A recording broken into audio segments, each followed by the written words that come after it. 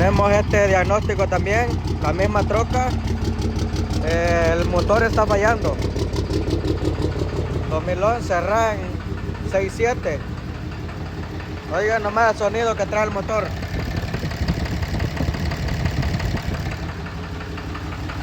Oigan cómo se escucha, clac, clac, clac, clac, clac, clac, clac, clac, clac.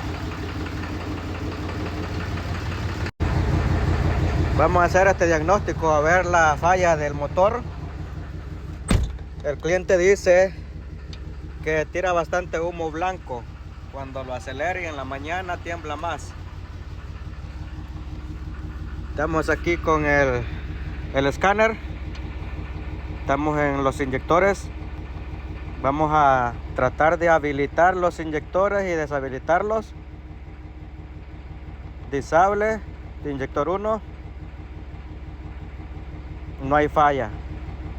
El motor no hace ningún cambio y debería de hacer un cambio. Inyector 2. Vamos, disable.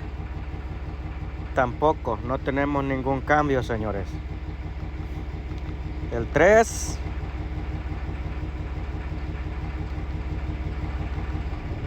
Oigan nomás. Ahí hay un cambio en el inyector 3. Ahí está apagado el inyector 3. Ahí lo encendimos. Entonces el inyector 3 está bueno. Inyector 4. Vamos, disable. Pues ahí está, hizo un cambio el motor. Está bueno el inyector 4. El 5.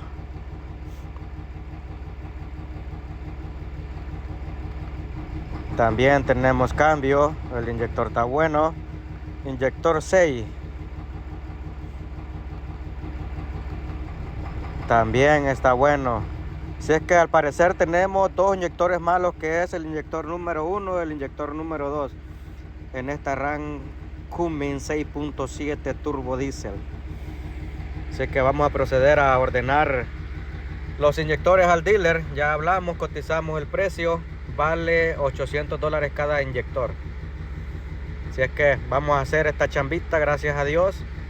Y los vemos en el próximo diagnóstico.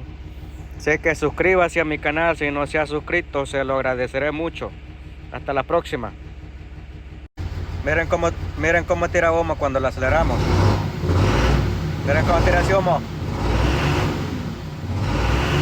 Prueba de dos inyectores malos. Aquí estamos. Estamos, mi gente. Nos vemos en el próximo video.